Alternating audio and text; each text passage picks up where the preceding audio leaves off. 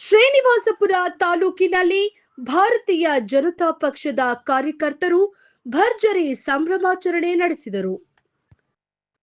ಪಶ್ಚಿಮ ಬಂಗಾಳ, ಅಸ್ಸಾಂ ಮತ್ತು ಪಾಂಡಿಚೇರಿಯಲ್ಲಿ ಬಿಜೆಪಿ ಸಾಧಿಸಿದ ದಿಗ್ವಿಜಯದ ಹಿನ್ನೆಲೆಯಲ್ಲಿ ಪಟ್ಟಣದಲ್ಲಿ ಪಟಾಕಿ ಸಿಡಿಸಿ ಸಿಹಿ ಹಂಚಿ ವಿಜಯೋತ್ಸವ ಆಚರಿಸಲಾಯಿತು.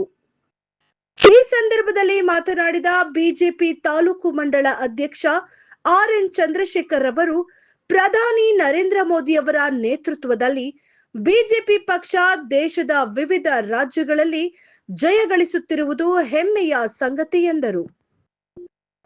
ದೇಶದಲ್ಲಿ ಸನಾತನ ಧರ್ಮದ ರಕ್ಷಣೆ ಮತ್ತು ಜನರ ಒಗ್ಗಟ್ಟಿಗೆ ಬಿಜೆಪಿ ಪಕ್ಷ ಬದ್ಧವಾಗಿದೆ ಎಂದು ಅವರು ಹೇಳಿದರು.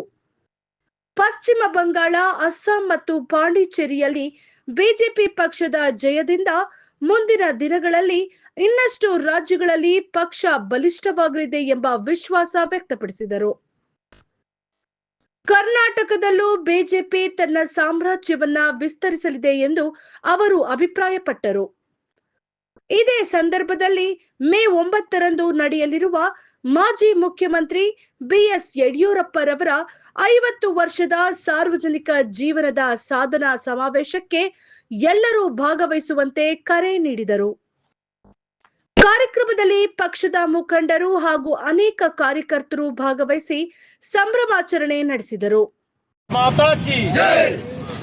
ಭಾರತದ ಹೆಮ್ಮೆಯ ಪುತ್ರ ನರೇಂದ್ರ ಮೋದಿಜಿಯವರು ಈ ದಿನ ತನ್ನ ಒಂದು ರಾಜ್ಯಗಳಲ್ಲಿ 3 ರಾಜ್ಯಗಳನ್ನು ತನ್ನ ತೆಕ್ಕೆಗೆ ತಗೊಂಡಿದ್ದಾರೆ.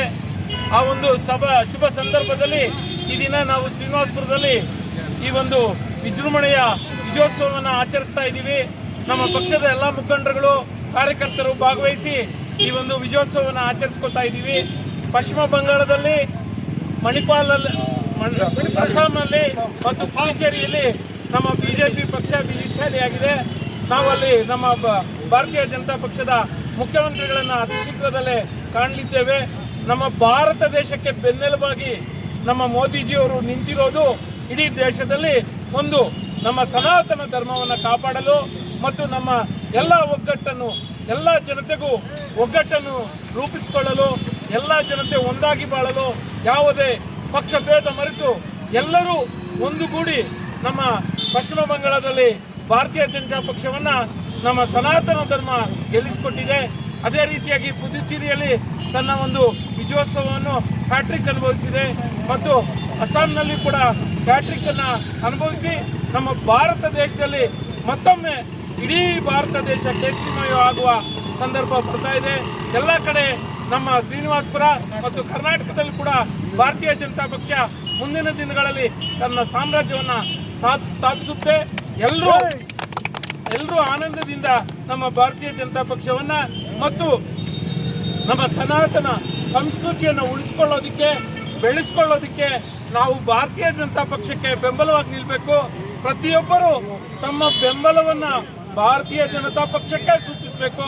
ಯಾಕೆಂದ್ರೆ ತಮ್ಮ ಜನತೆಯನ್ನ ಹಿಡಿತದಲ್ಲಿ ಇಟ್ಕೊಂಡು ದಾನ, ಧರ್ಮ ಮತ್ತು ಸಂಸ್ಕೃತಿಯನ್ನು ಉಳಿಸಿ ಬೆಳೆಸ್ತಾ ಇರ್ತಕ್ಕಂಥ ಪಕ್ಷ ಏನಾದರೂ ಇದ್ರೆ ಅದು ಭಾರತೀಯ ಜನತಾ ಪಕ್ಷ. ನಮ್ಮ ದೇಶದಲ್ಲಿ ನಮ್ಮ ಸಂಸ್ಕೃತಿಯನ್ನು ಉಳಿಸುವ ಪಕ್ಷ ಭಾರತೀಯ ಜನತಾ ಪಕ್ಷ. ಆದ್ರಿಂದ ಎಲ್ಲ ಜನತೆ ಶ್ರೀನಿವಾಸಪುರದಿಂದ ಹಿಡಿದು ಕರ್ನಾಟಕದ ಎಲ್ಲ ಮೂಲೆಯಲ್ಲೂ ಭಾರತೀಯ ಜನತಾ ಪಕ್ಷ ನಮ್ಮ ನರೇಂದ್ರ ಮೋದಿ ಅವರ ಜೊತೆಗೆ ಬೆಂಬಲಿಸಿಕೊಂಡು ಪಕ್ಷವನ್ನು ಕಟ್ಟೋಣ ಅಂತ ಹೇಳ್ತಾ ಈ 9ನೇ ತಾರೀಕು ಅದೇ ರೀತಿಯಾಗಿ ನಮ್ಮ ಯಡಿಯೂರಪ್ಪನವರ 50 ವರ್ಷಗಳ ಸಾಧನಾ ಸಮಾವೇಶವನ್ನ ಮಾಡ್ತಾ ಇದ್ದೀವಿ. ಎಲ್ಲರೂ ಪಕ್ಷಭೇದ ಮರೆತು ಎಲ್ಲರೂ ಭಾಗವಹಿಸಿ ಯಡಿಯೂರಪ್ಪನವರ ಒಂದು 50 ವರ್ಷದ ಅಭಿನಂದನಾ ಸಂದರ್ಭದಲ್ಲಿ ಎಲ್ಲರೂ ಭಾಗವಹಿಸೋಣ ಅಂತೇಳಿ ತಮ್ಮೆಲ್ಲರಲ್ಲಿ ವಿನಂತಿಸಿಕೊಳ್ತಾ ಈ ಮೂಲಕ ಸಿಹಿ ಹಂಚಿ ಸಂತೋಷವನ್ನ ವ್ಯಕ್ತಪಡಿಸ್ತಾ ಇದ್ದೀವಿ. ಘಟಕದ ವತಿಯಿಂದ ಇವತ್ತು ಅಸ್ಸಾಂ, ಪಶ್ಚಿಮ ಬಂಗಾಳ, ಪಾಂಡಿಚೇರಿಯಲ್ಲಿ ಬಿಜೆಪಿ ದಿಗ್ವಿಜಯವನ್ನು ಬಾರಿಸಿದೆ. ಆ ಹಿನ್ನೆಲೆಯಲ್ಲಿ ಇಡೀ ದೇಶದಾದ್ಯಂತ ವಿಜೃಂಭಣೆಯಿಂದ ವಿಜಯೋತ್ಸವವನ್ನು ಆಚರಿಸ್ತಾ ಇದ್ದೀವಿ.